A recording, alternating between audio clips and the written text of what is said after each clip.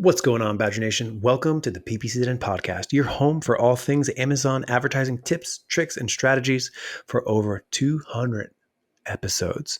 I'm really excited today because when I think of my own evolution as an Amazon PPC marketer, it has really evolved in big ways over the last 12 months. And one of those big ways is actually stepping outside my comfort zone, which is campaigns and keywords and campaign structure, and stepping into more of a full business perspective. One person who actually helped usher in that change we're going to be talking to today, Alfredo. He works here at AdBadger. He's a PPC campaign manager, and he has tons of brand management experience. So he came with a really great set of experiences that I myself didn't necessarily have because I was so deep in PPC and PPC only. So we're going to talk about the way that he helped me evolve as a PPC marketer, and I hope it helps you evolve as a marketer on Amazon. Very exciting. Have a good one, and I'll see you inside the Badger Den. I've launched campaigns and picked keywords. I've got my bids, set placements too, and bad mistakes I've made a few. I've had my share of wrong keywords, but I've come through.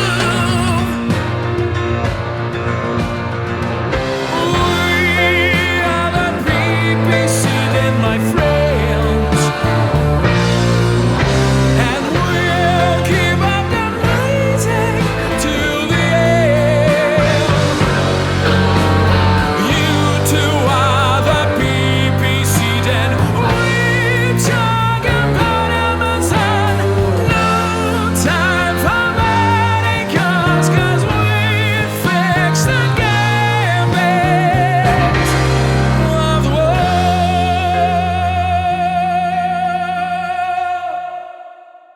P&L Dashboards. This has been one of your favorite topics over the only 1 year, over the time that I've known you. And you've shown me a lot about how to use a P&L dashboard, profit and loss dashboard, to optimize PPC. And I want to warn all the listeners out there. I'm from the New York City area. You're from the New York City area. We generally talk pretty fast. So if people normally listen to podcasts on 2x, I think it's like the equivalent of a normal talker on like 4x, because I think we're going to talk very fast. Have you ever been told that you talk fast? All the time. Yeah. Well, right on. So I love talking to PPCers internally here at AdBadger, externally. I'm constantly trying to talk to as many Amazon marketers as possible, because there's something to learn from everyone. And one thing I've really learned and appreciated from you is your focus on this profit and loss idea to optimize PPC campaigns, to optimize a store's overall presence in the market. So I'm super excited that you get to share this with Badger Nation. So talk to me about, first, what on earth is a P&L dashboard in your words? It's our revenue minus our expenses, and we see our profit. And within there, we have some cool ratios embedded that help us show how the accounts move. So when we talk about that, just to break that down, I want to talk about the splits, because yes, you have revenue, yes, you have expenses, yes, you have profit. Those are like 3 line items, but revenue could be split up in many different ways. You can have sponsor product revenue, sponsor brand revenue, sponsor display revenue, DSP revenue. You can have cost. You can have the cost by campaign type. You can have your FBA costs. You can have, taxes in there. You can have like personnel, staffing costs. You can have all this kind of stuff. How granular do you go when acting as a campaign manager for PPC? Like, how granular are you putting personnel costs, your phone bill on there? What's going on there? So I like dividing it between, let's say, fixed and marginal costs, and the client can upload the fixed costs as they see fit. So sometimes they might even put in their warehouse cost. They might put that information.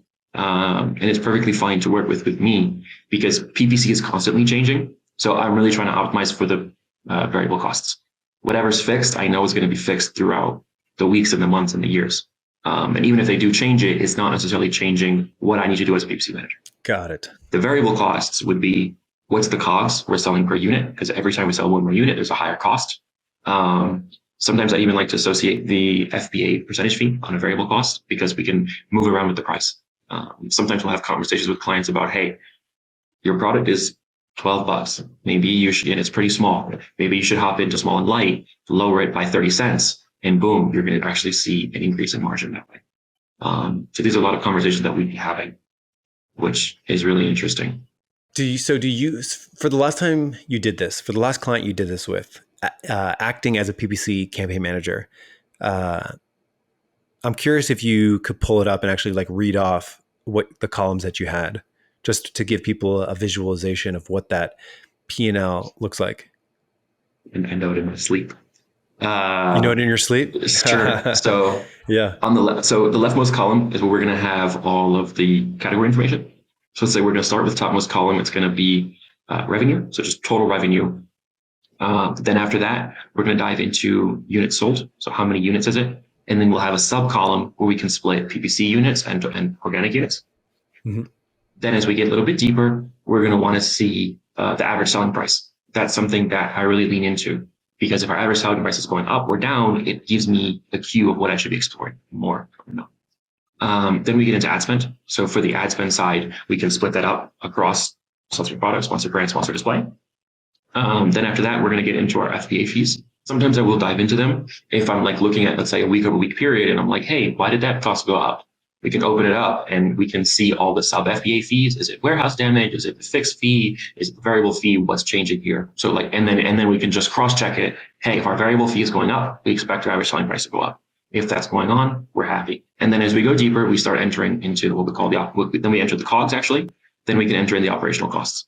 So if someone wants to put the salary, the phone bill, everything, they can just go ahead and upload that information. Right. And that's the section that's not, and that's the section that's like not super relevant for a PPC manager. Like you can almost like lump in the phone bill and like any other thing that they want to include into one line item, because it doesn't necessarily impact how you're thinking about the PPC. Correct. Got it. Okay. Was there anything else? Yes. Then we get to the sweet spot. We see the tacos. So total ad spend. So it's going to be towards the bottom. We're going to see the ad spend divided by the revenue. And that's one thing big we're going to change. Then we want to see the profit margin. And then we want to see the profit dollars. So sometimes, for example, as you get into the Amazon space, it's perfectly normal for your margin to be diluted, for it to get smaller. But you want to see your profit dollars going up because you're selling more volume. And that's our balance. Yeah. And that would be a quick rundown from my side. Yeah. Okay. So there's that. And do you look at this on a account level, like for all the ASINs combined, or do you partition this out like on a per ASIN basis? Always start with account level. Mm-hmm. So always want to see how the account is moving. Then as you get forward, every account's going to have their 80-20 split. So maybe it's those 20% of ASINs that bring 80% of the revenue. So I might dive into those to see if they're following the trends of the account or they're behaving differently. And then I'll try to isolate it. You can say when everything is going well, you can just keep doing what you're doing. But it's when the account is not moving as expected, that's when you have to dive down on a SKU level to try to understand why certain SKUs are behaving the way they are. Okay, cool. So if those are like the column or the row headers, right? You know, you have like the top to bottom, all of those things that you just mentioned. You mentioned that you look at this by date interval. So like time frame A, time frame B, and you can see the change of those things over time. How do you think about, do you do this on a weekly basis? Do you do this on a monthly basis? Do you do this, you know, how often have you done this for like different kinds of clients? So let's say standard is weekly. Standard is weekly. Yeah. Especially as a PPC person, you want to give your account enough time to absorb your changes. So a 7-day interval to absorb the changes before you even think about making something is pretty good. So that would be the step one. Then some accounts are pretty relaxed. Let's say they're on a yearly cycle. So they really care about the change month over month compared to last year. So I'm taking March of this year to March of last year. Am I up? Am I down? What's going on? So those guys would be a deeper dive once a month. The standard, let's say FBA count would be weekly because that's when we want to make most of our changes. Then every once in a while, accounts get into chaos period. Maybe they're at toy brand in Q4 or something is going on and they really want to know what's happening on a daily basis. So that would be the next look on that window. And then sometimes even more interesting is there are certain niches that will respond differently on different days of the week. So we can say, look, every Sunday, this account is having a pickup in sales. And then we can see that on the daily range, on the daily, the day. And we can start creating a strategy for that. So one of my favorite ones would be, let's say, a weekend bulk sheet. I actually learned this from one of our other campaign managers, Michael Tejeda, that on a Friday night, you can go ahead and bump the bids up 30, 40%. And then on a Monday morning, you can just restore the bulk sheet you had from Friday. So that way you can maximize those sales. And of course, make sure there's no budget issues. And that's what I would try to learn from a daily range for a normal account. Sometimes an account's crazy in a special period. We really need that changes day over day. And then after that, we mostly look at weekly. So from the weeks, are we getting better? Are we getting worse? What's driving this? And it's constantly, all these variables sort of talk to each other. They're not really, they are independent, but at the same time, there's all the relationship that you're looking for, that you're trying to understand. So as a section 1 of this podcast, I think you've broken down what the components of this P&L report looks like. And now I want to get into like the meat of this episode in terms of like interpreting that information and then turning that information that you learn and that insight into actual PPC action. And with that, let's jump into the second section here.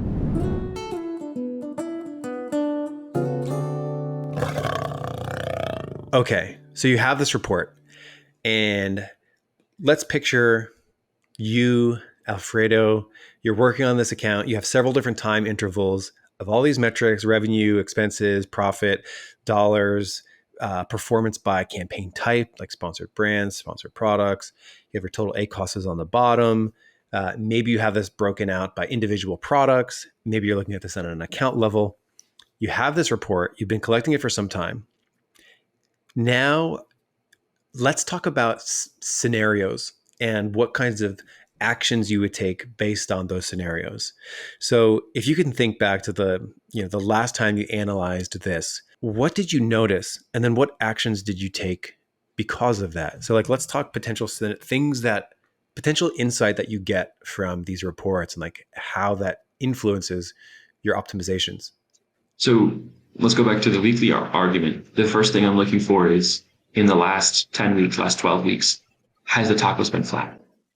Has there been any crazy jumps? If it's within, let's say, a 5 percentage point difference, I'm fine with that, right? You can have a 10, you can have a 15. It's not the end of the world. But anything outside that, it's telling me something was going on in the account. Then I want to take that trend and I want to look at revenue. Is revenue staying flat? Is revenue growing? How much is it growing? And so forth. So then we take these two numbers and I want to try to establish a relationship that usually if we raise our tacos, our revenue should go up too. If we look for tacos comes down by cutting that spend, then our revenue should come down a little bit. And what stays within this norm and what falls outside of it. So that's the first thing I'd be trying to understand. Let's break that down a little bit more. So having this week over week allows you to see the stability of your total ACOS. And if your total ACOS were to be increasing, well, hopefully it's doing it intentionally. Like hopefully we sought out to do it, of course, but it's increasing.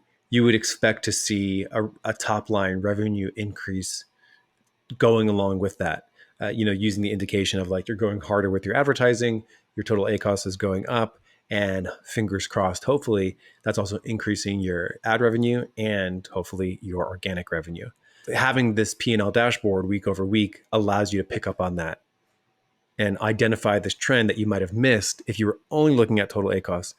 Am I understanding that thought process? Correct. Yep. Yeah. So let's say revenue was not increasing with a total ACOS increase. What kind of actions are you taking? So if ad sales are increasing, so we're spending more, we're getting more ad sales, but the organic sales are coming down, then I see that as an SEO issue. And that would be an entire conversation about, hey, what can we do about your SEO? What terms are we missing out on? Where are we not ranking on? Cool. Mm-hmm. That would be an insight there. Then the next thing I'll do is I'll actually go to the advertising council and look at the ACOS, just the simple ACOS. And I try to compare it to the tacos. I found every account has a sweet spot in a relationship between the ACOS and tacos. Sometimes it's 1 to 2, sometimes it's 1 to 3. Some accounts have been just slightly higher. Like this relationship is, I think it tends to perform the same for the same niche for the same account over and over again. And then I can make a plan for how I want to move and optimize the account for the ACOS based on the tacos. And then after we implement this plan, so let's say our goal is to shave ACOS 5%, this turns into actionable steps. This means, okay, I can go into the account, look for some bleeders, do some cuts. And then we want to see if we're going to get, let's say, 2.5% cut on tacos. That would be our 1 to 2. I love it. My preferred reporting style is very similar to this. I don't know. I don't even know if I mentioned it on the show before, but I really do like to never look at total ACOS in isolation, or look at ACOS in isolation, or top line revenue in isolation.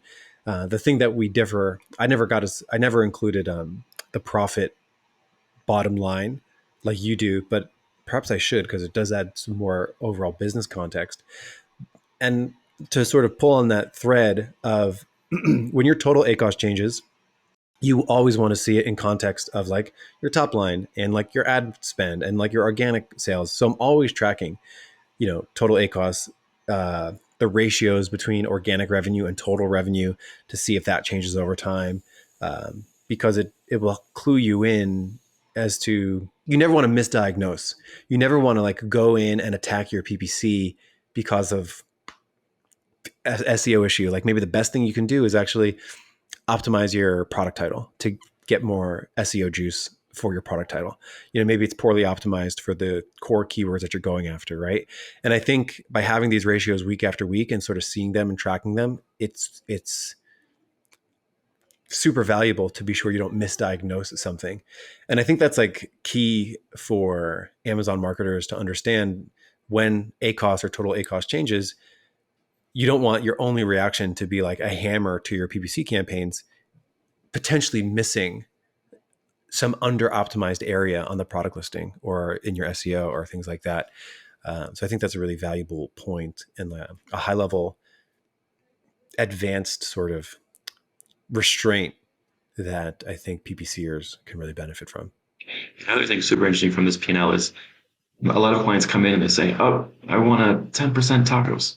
And then we're like, okay, that's solid. Let's go there. But why don't we just wait a couple weeks and see? And a lot of times what we'll see is, okay, maybe at a 20% tacos, they'll be selling more. The margin will be diluted, so they'll have a less profit margin, but the profit dollars will go up. And a lot of times clients have been seeing, hey, the lowest tacos is not winning. I have a sweet spot for my tacos of where I want to go. Then tacos will go too hot. And then, but again, it doesn't mean the tacos should go crazy. It's just we have to find that balance on the account for how much margin there is per product to spend for ads, and then what our bottom line profit dollars are. Yeah. We're on episode 228. So I don't remember the episode offhand, but this concept that the lowest total ACOS isn't necessarily the highest profit amount, the highest profit dollars, is a concept that I'm so happy to circle back to. I've talked about it on the show before. We've had like little calculations, but it's so once you sort of tell people that like, hey, the lowest total ACOS isn't necessarily the highest profit dollars, their eyes like be like, what? Like that sounds so weird to people. And I think the benefit of the sheet, including actual profit on this, is really powerful. In the past, I've called it net revenue, which is this kind of weird concept. Like I never incorporated the like business expenses of like FBA fees and like the phone bill and like all this stuff. I call it like net revenue, which was like revenue minus ad sales and like what that number is, which is this kind of weird made up metric. I think I should convert to this P&L dashboard a little bit. So I don't have to have made up values like net revenue. Okay. So back to PPC optimization. It helps clue you in and it helps you avoid misdiagnosing things. Talk to me more about some other scenarios you've experienced and like insight you were able to get from some of this. One of the favorite one coming to mind, it's a slightly different view, but it would be repeat purchase customer rate. So, and this was a client, let's say their ACOS was fairly high. They weren't too sure what to do. Maybe should we lower our ACOS target and see if that's going to respond. But I was saying, hey, your product is a consumable. Let's give it a week or two. Let's let this repeat purchase rate attribute and let's see how it comes in. And we saw they actually had 1.5. So for every time they sold 2 products, one person would buy this again. So in this type of logic, we were like, okay, now we can comfortably sit with this high ACOS because we know customers are coming back. And that was a really effective one. And that was something that we slowly got to see in the P&L dashboard over the year, like over a year span. So when they started with 0 sales, but then as we grew with them, we slowly got to see the revenue pick up. But then there was almost this exponential effect, or like there was this bigger jump that wasn't correlated to ads. It was correlated to the fact that people liked the product. So people from a month ago, from 2 months ago, they were getting this repeat purchase, and it was really nice. Yeah, and how does that get factored into this to your revenue per month, right? So if you're looking at your A costs for April and your total A costs and your total sales for April, but you have a repeat purchase rate of like 1.5, which is great. How does that factor into the PPC decisions that you'll make in terms of how much you spend, what your target A cost should be? You can actually raise the target A costs, right? We can be comfortably put an extra, let's say 50% into the target A costs. Say, okay, if we were going to pay $5 to acquire a customer, but now we know we're going to get another half sale, maybe we can put $7.50 to acquire a customer. And that bump is going to let us spend more comfortably. And it's going to let us compete. And then we'll say, look, we're going to only in our logic, we're going to attribute the first 2 sales.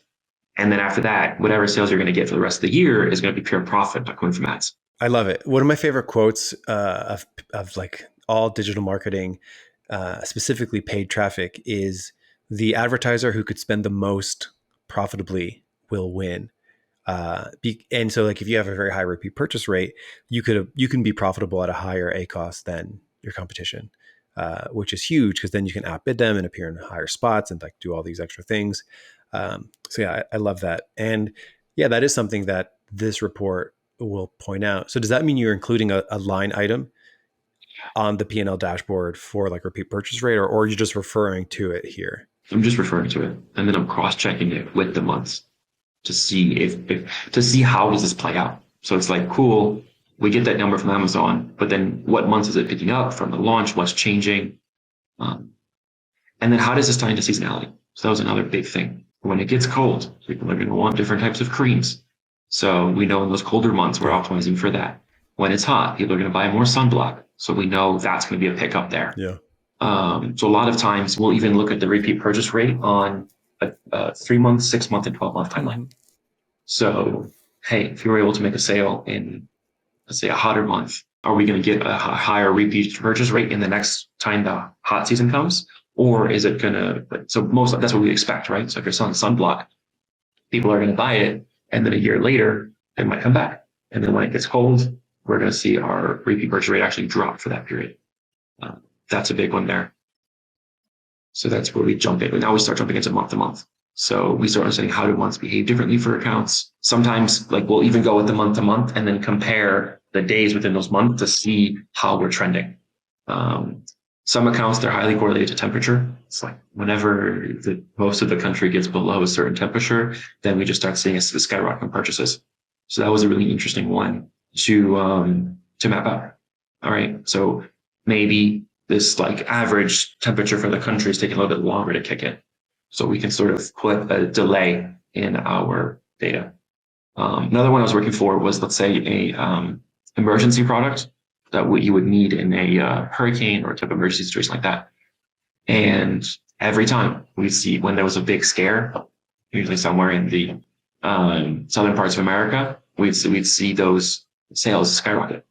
So as we sort of sum up our conversation about using what I would call general business metrics, sort of a PPC P&L dashboard, we've got, I'm just confirming my understanding and let me know that we captured everything. We've got in the first column, we've got a bunch of rows.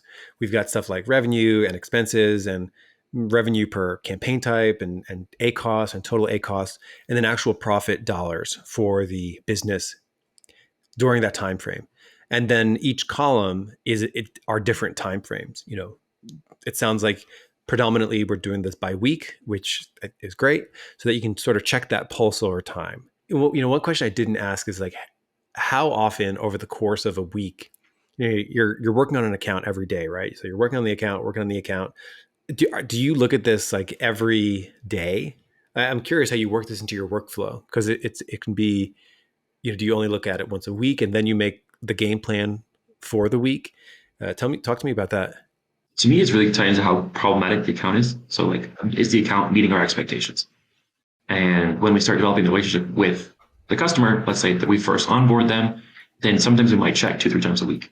But then as the account starts responding to the campaigns we're launching, because every time we come up with a campaign structure to launch, it's still a thesis. It's still an idea that we think the structure is going to outperform better. Sure. Sometimes it works really well and it's really comfortable, but other times we're going to have to rethink it. It's like maybe the CPCs were too high in this account. Maybe there's something that we have to change.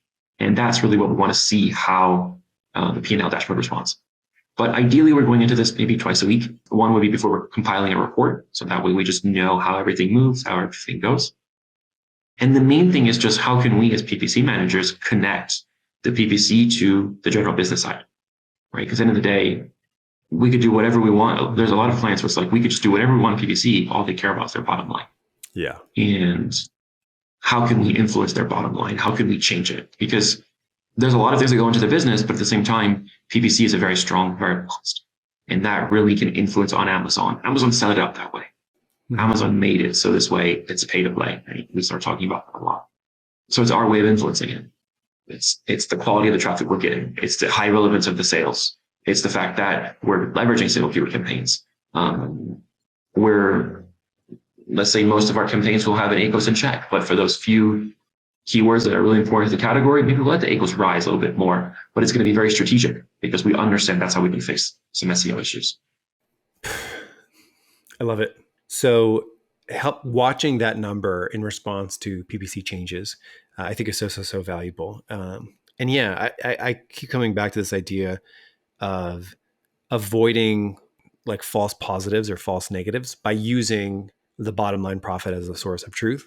So like going into an account and like increasing or decreasing ACOS could make profit go up or down. Like increasing or decreasing total ACOS could make profit go up or down. And I think seeing that profit on a week by week basis is something, this is a broader evolution of my own professional development. Over the last like 6-12 months, I've realized as a pure PPC person, in order for me to really grow and expand my own skills and knowledge and abilities to really begin to think of PPC in a global context.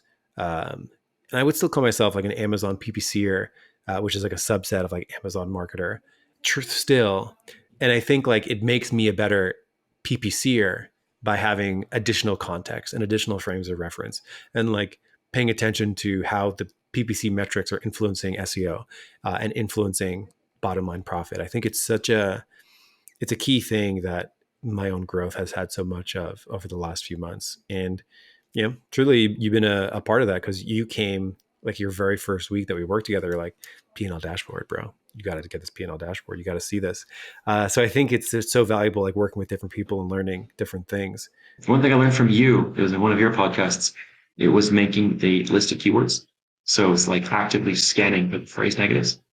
And you've also talked about this before. They gave a PPC change log. So we have these both together. So you can look at the P&L and then you look back at the PPC change log and you see what you did and why. Yeah. It's one reason why I'm such a fan of bulk sheets is because I can remember the percentage that I'm changing the bids. I can report that and say, hey, the PPC bulk sheet went in on Tuesday. You check next Tuesday, you might see the same results. And then I also start getting like an idea of a sensitivity of an account. So it's like, if I'm changing their bids 10%, how is that increasing top line? Maybe not that much. Let's get to 25, 30. Then we start seeing real change in that account. Yeah, I do remember that. I remember looking at your P&L dashboard sheet and just being like, why don't you write down like a summary of what happened that week? That way you can look back and be like, what are the crazy things I did this week in order to influence that? And maybe I launched 75 campaigns this week and something happened. Having that as a reference point, I think is really, really valuable. Alrighty.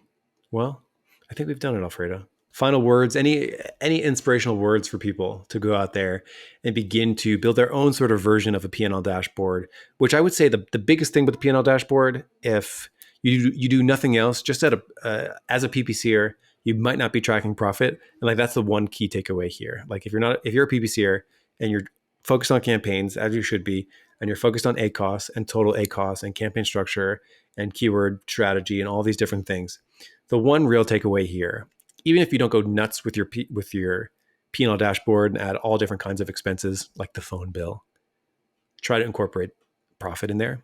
That way you can have a global context and you can put your ACOS and total ACOS into perspective. I think that's the takeaway. And do you have any inspirational words for anyone who's not doing this to maybe help them consider doing this? Never stop optimizing. What gets tracked gets improved.